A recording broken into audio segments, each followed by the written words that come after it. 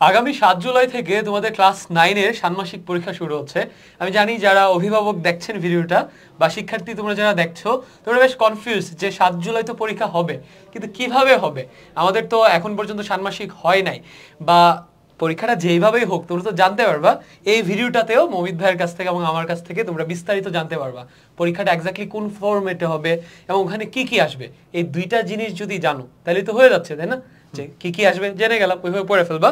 Plus মমিত ভাইয়া তোমাদেরকে একদম সাবজেক্ট ওয়াইজ, বিজ্ঞান তোমাদের বেশ কিছু ঝামেলা আছে, হ্যাঁ বেসিক কোথায় ক্লিয়ার করবো, হ্যাঁ তারপর ম্যাথ নিয়ে তোমাদের ঝামেলা আছে, ডিজিটাল টেক নিয়ে ঝামেলা আছে, এগুলো নিয়ে ভাই বিস্তারিত বলবে।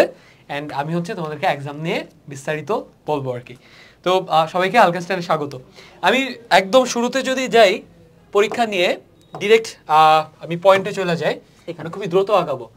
তোমাদের ষান্মাসিক পরীক্ষার ফরম্যাট নিয়ে সর্বশেষ আপডেট হচ্ছে তোমাদের প্রতি বিষয়ে 5 ঘন্টার একটা করে পরীক্ষা হবে। হ্যাঁ, ধরো বিজ্ঞানের 5 ঘন্টার একটা পরীক্ষা হবে, একদিনে একটা সাবজেক্টের পরীক্ষা হবে।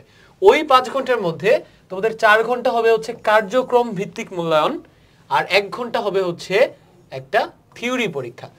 এই 4 ঘন্টা আসলে তোমাদেরকে কি করতে দিবে? তোমাদেরকে নাচতে দিবে, গান গাইতে দিবে, নাকি ব্যাঙের মতো আওয়াজ করতে দিবে? এরকম কিছু না।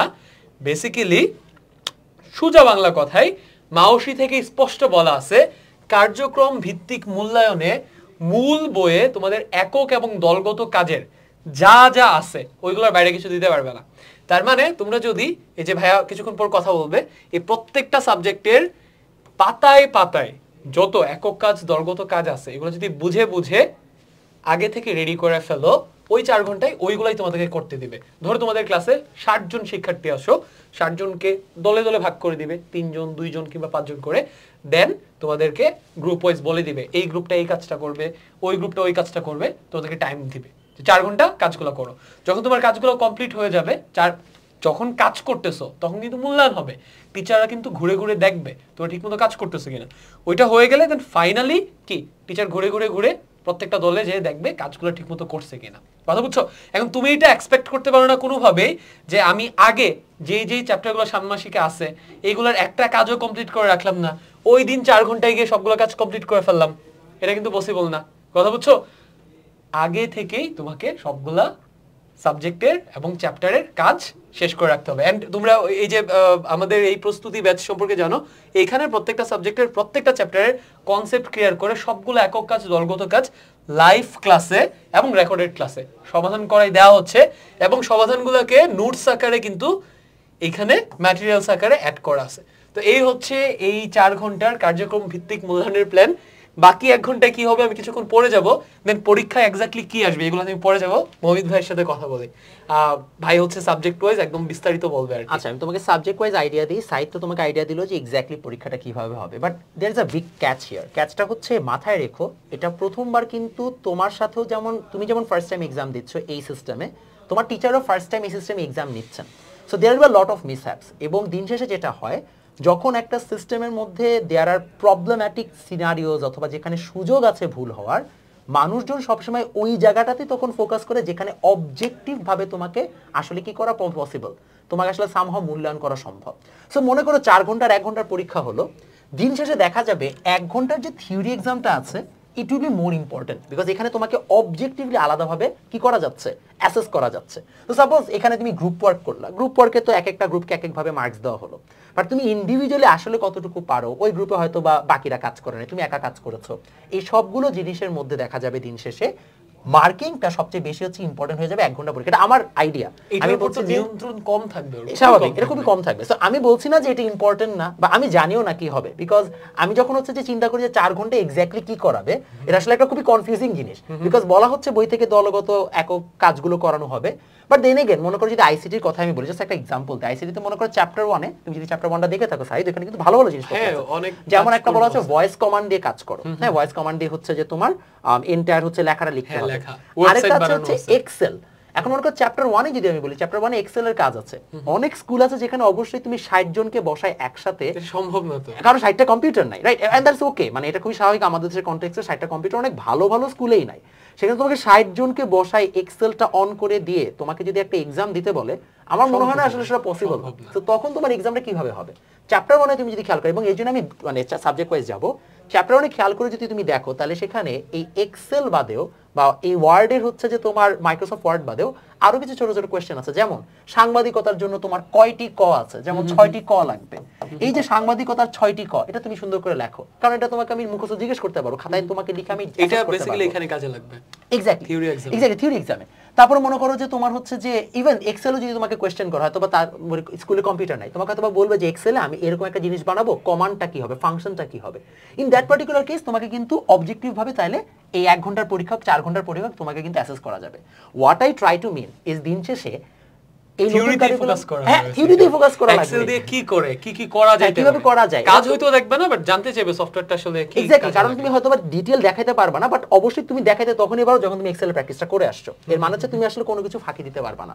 এবং আমরা সবসময় বলি নতুন কারিকুলামে যখন মনে আছে প্রথমবার যখন আসলো তখন বারবার টিভিতে রিপোর্ট দেখাচ্ছিল ডিম ভাজানো হয়, বিছানা গুছানো হয়। আমার কাছে মনে হচ্ছে এর থেকে মানে ইউনো জার্নালিজম হইতে পারে না, because is a very bad picture of what the new curriculum. অনেক ক্লাস নিলাম ভাই, ডিম ভাজা দেখাইতে হইছে, কোনো জায়গায় ডিম ভাজা দেখা না। আমি কিন্তু নতুন কারিকুলাম পড়াতে যে অনেক মানে আমার কষ্ট হয়েছে, আমি তোমাকে বলি কেন, বিকজ নতুন কারিকুলাম পড়াতে যে আমি দেখলাম যে ওরা তো এমন ব্যাচ যারা 8 এই কারিকুলাম পায় না, মানে ওরা কিন্তু একটা ট্রানজিশন ব্যাচ। সো অনেক পড়াশোনা ক্লাস আসলে 9 এর ওরা ভাই 8 এর নতুন কারিকুলাম পায় না, ওরা ফার্স্ট টাইম পাইছে। এর মানে হচ্ছে ওরা পুরান কারিকুলামের 8, সো পুরান কারিকুলামের 8 মানে হচ্ছে কারিকুলামের জন্য তো অনেক কিছু শিফট হয়ে গেছে। তো দেখা গেছে ফর এক্সাম্পল যখন আমি সায়েন্সের ফার্স্ট চ্যাপ্টার পড়াচ্ছি, গতির চ্যাপ্টার মনে করো পড়াবো, ওতে কিন্তু চ্যাপ্টারটার নামই হচ্ছে বল চাপ ও শক্তি, গতি নাই যেটা আগে সিলেবাসে ছিল। তাহলে গতির তো ফর্মুলাও পড়ে নাই, তাহলে গতির ফর্মুলা আমাকে আবার এক্সট্রা পড়াতে হচ্ছে, বিকজ ও তো মিস করেছে। হয়তোবা আমার পরের যে ব্যাচ আসবে 9-এ তাকে সমস্যা হবে না, বিকজ 8-এ পড়ে আসছে।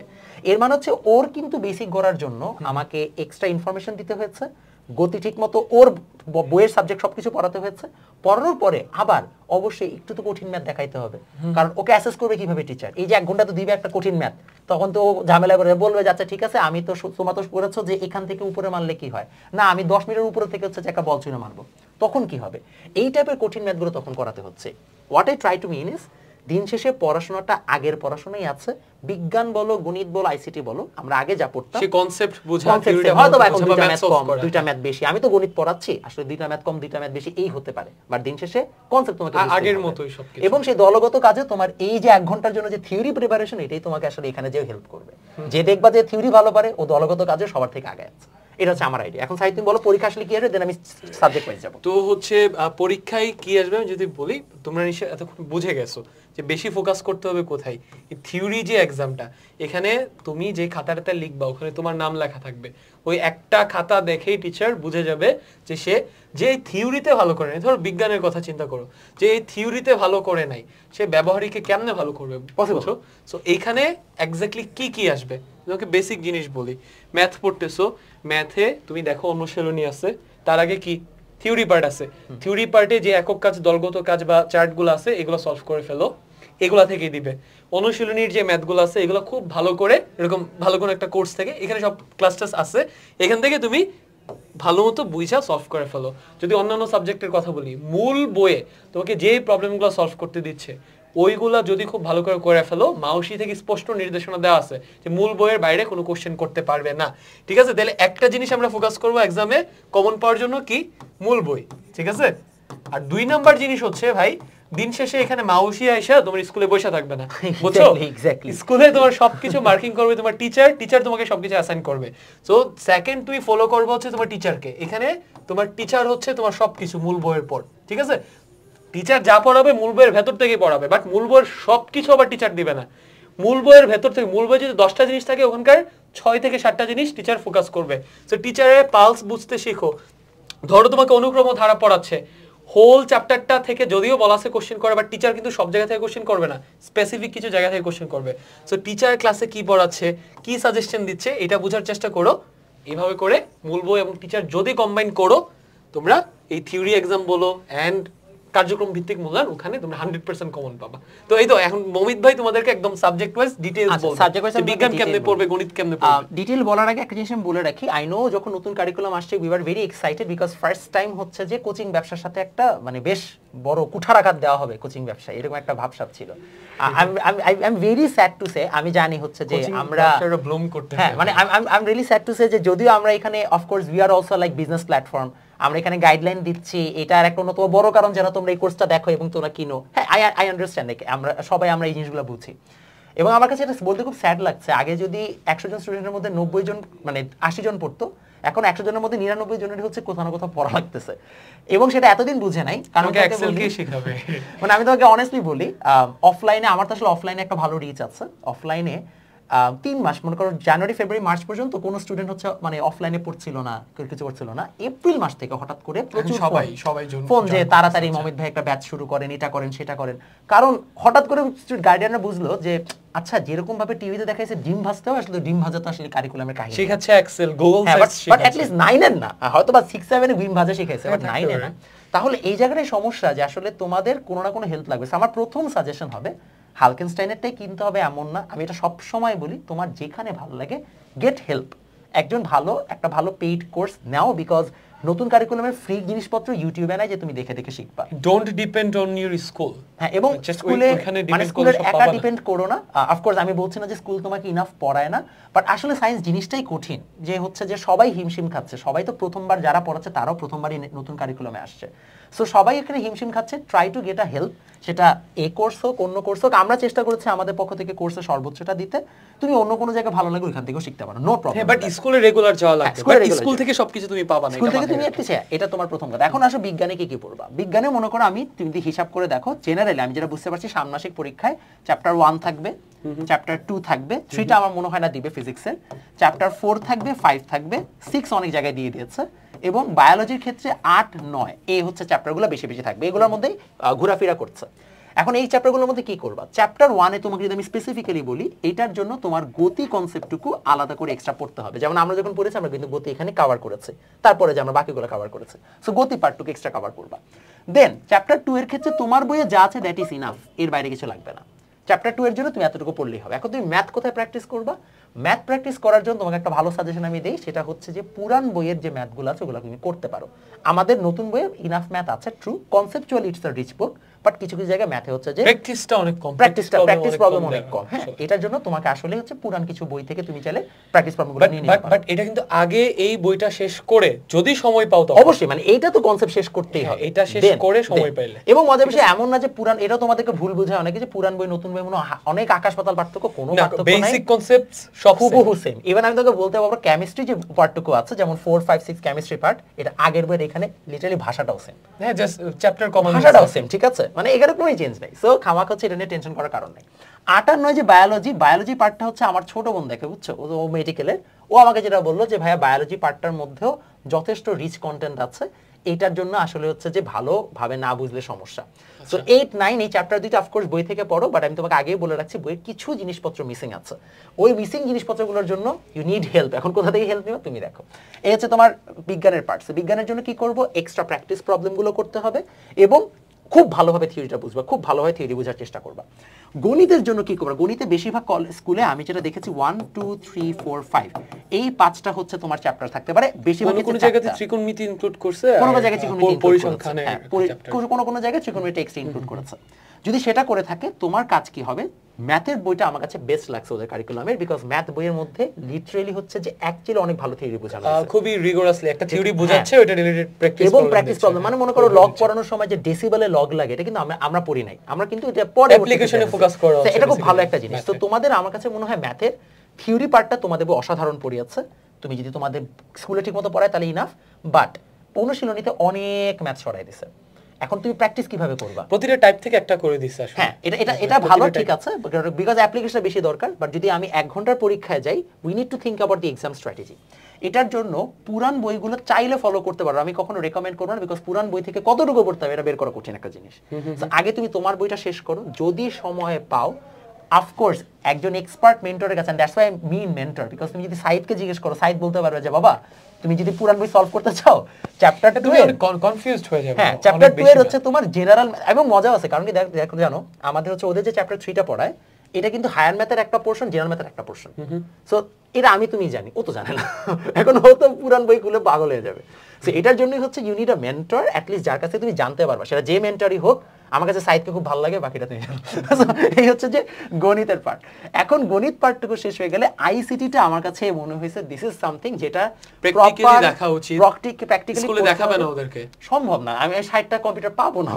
গুগল সাইটস কিভাবে সব টিচাররা তো জানে না। আমি এটা বলবো না টিচার জানে না, এটা আমি অনেকেই জানেন কিন্তু সব স্কুলে সব টিচাররা তো এটা জানে না। ট্রু। আরেকটা বড় সমস্যা, আমার তো আসলে অ্যাপ্লিকেশন দেখানোর মতো উপায় নাই। আমি একটা ক্লাসে প্রজেক্টর নাই, ইনফ্রাস্ট্রাকচার নাই, এখন আমি প্রজেক্টর দিয়ে দেখাতে পারছি না। হয়তোবা সব স্কুলে স্মার্ট বোর্ড নাই, সব বাচ্চাকে আমি যে প্র্যাকটিক্যালি করাতে পারছি না। ইন দ্যাট কেস একটা অনলাইনে এগুলো সব শেখা যায়। যদি সাইদ ভাইয়ের কাছেও না শিখতে পারো, লাগলে গুগল করো, মানে ইউটিউবে যাও, লেখো হাউ টু এক্সেল, লিখে দেখবা কিছু না কিছু তুমি পাইছো, এখান থেকে শিখতে পারো। বাট সময় কম, এই জন্য আমি বারবার বলছি যে try to get a help. Make sure যে তুমি স্কুলে কোন একটা হেল্প পাচ্ছ না, ওইটা নিয়ে যাতে আটকে না থাকো। হ্যাঁ, তুমি একটা কোর্সে আসো, একটা কোর্সে দেখার পর যদি মনে হয় এখানে ফুলফিল হচ্ছে, ভালো। যদি না হয় তুমি দেখো ইউটিউবে আরো অনেক কোর্স আছে, বা যেখান থেকে কোর্স এখন ইনাফ আছে। আমাকে মনে হয় এটা বাচ্চাদের উপর ছেড়ে দেওয়া ভালো, ওরাই সবচেয়ে ভালো ডিসিশন নিতে পারবে, ওরা যথেষ্ট ম্যাচিউরড। বাট আমার কথা হচ্ছে যে আমি আনফরচুনেটলি, এটা আমার বলতে খুব খারাপ লাগছে, যে আসলে এখন যে সিচুয়েশন ইউ নিড হেল্প, এটা ছাড়া আসলে পসিবল না। সেটা আমি আমারটা প্রমোট করবে এমন না, অন্যটা প্রমোট করতে আমার সমস্যা নাই, আমার জাস্ট দরকার হচ্ছে বাচ্চারা যেন ভালো করে, সেটা হচ্ছে আমার মেইন কথা।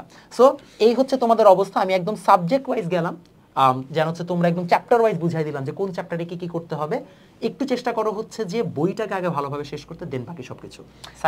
আরেকটা জিনিস হচ্ছে এই তোমরা তো ফার্স্ট ক্লাস 9 এ নতুন কারিকুলামে আসলা, তাই না? তোমাদের বেশ কিছু জিনিস যেগুলো মিসিং আছে, এগুলো কিন্তু আগের কারিকুলামে এইটা ছিল না, বাট নতুন কারিকুলামে এইটা কিন্তু আছে।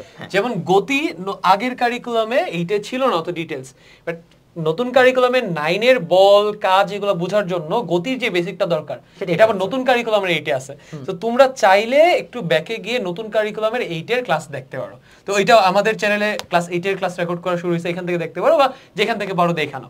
তো ভাই হচ্ছে ভাইয়ের সাইডটা সামারাইজ করবে, আমার সাইডটা যদি সামারাইজ করি, সেটা হচ্ছে এক্সাম তো এই যে 4 ঘন্টা এবং 1 ঘন্টার হবে। 4 ঘন্টাটাতে ভালো করার সিক্রেট হচ্ছে আগে থেকেই প্রত্যেকটা সাবজেক্টের প্রত্যেকটা চ্যাপ্টারে সব কাজের সমাধান রেডি করে রাখো, যেটা এই কোর্সের ভেতরে দেওয়া আছে। আর এই যে 1 ঘন্টার থিওরি এক্সাম হবে, এই থিওরি এক্সামে ভালো করার জন্য প্রত্যেকটা সাবজেক্টে ভাইয়া যেটা বললো, একদম চ্যাপ্টার ওয়াইজ ডিটেইলসে কনসেপ্ট বোঝা এবং প্র্যাকটিস করার কোনো বিকল্প নাই, ঠিক আছে? আর এক্সামে কোথায় কোন পাবা, যদি মূল বই ভালো করে ফলো করেন, টিচারের পালস বুঝো, টিচার কোথায় কোথায় ফোকাস করতেছে এগুলো নোট রাখো, এখান থেকে কম পাবা। ভাই আপনি সাম আপ করে শেষ করুন। সামারি অনেক লম্বা ভিডিও হয়েছে, বাট আমার মনে হয় এটা খুব ভালো একটা ডিটেইল ভিডিও হয়েছে যে আসলে ষান্মাসিক পরীক্ষা কি করতে হবে। বাবা একই কথা বারবার বলবো, পড়াশোনার বিকল্প নাই, এবং থিওরি বুঝে কনসেপ্টকে ধারণ করে ওই পড়াশোনার বিকল্প নাই। সেটা যতই সৃজনশীল আসুক, যতই সেই গদ বাঁধা হচ্ছে 1-2 মার্ক আর 5 মার্কের প্রশ্ন আসুক, আর যতই নতুন আর পুরান কারিকুলাম আসুক, সায়েন্স নেভার চেঞ্জেস ইটসেলফ। গত 100 বছর 200 বছর ধরে সায়েন্স হ্যাজ বিন ইট, এবং এটাই থাকবে। সায়েন্স কখনো চেঞ্জ হবে না। সো তুমি চিন্তা করতেছো ভাই নতুন কারিকুলাম বলে আমাকে পড়তে হবে না, ইউ আর রং। তোমার 100 বছর আগের মানুষও বিজ্ঞান এইভাবে পড়ে আসছে, তোমাকেও বিজ্ঞানের বল চাপ ও শক্তি কনসেপ্ট বুঝে ম্যাথ করে তারপরে আগাতে হবে। So come out of the idea যে ভাই পড়াশোনা নাই, পড়তে হবে, এটা মাথায় রাখো, এবং অবশ্যই ভালো করে বুঝে বুঝে কার কাছ থেকে পড়বা, কিভাবে পড়বা, সেটা এখন থেকে প্রিপারেশন স্টার্ট করো। 7 জুলাই পরীক্ষা। আমি জানি তোমাদের মধ্যে অনেকে যারা ভিডিও দেখছে, তোমরা অনেকে পড়াশোনা শুরুও করো নাই, 1-2 চ্যাপ্টার করে বসে আছো, অনেক আছে এরকম। ডোন্ট বি দ্যাট পারসন যে কিনা হচ্ছে 7 জুলাই পরীক্ষা হলে 1 জুলাই পড়তে বসে। এখন থেকে পড়তে বসো, অ্যাটলিস্ট 1 মাসের মধ্যে তুমি একটা ভালো কিছু করতে পারবা। ওকে, আল্লাহ হাফেজ, আসসালামু আলাইকুম।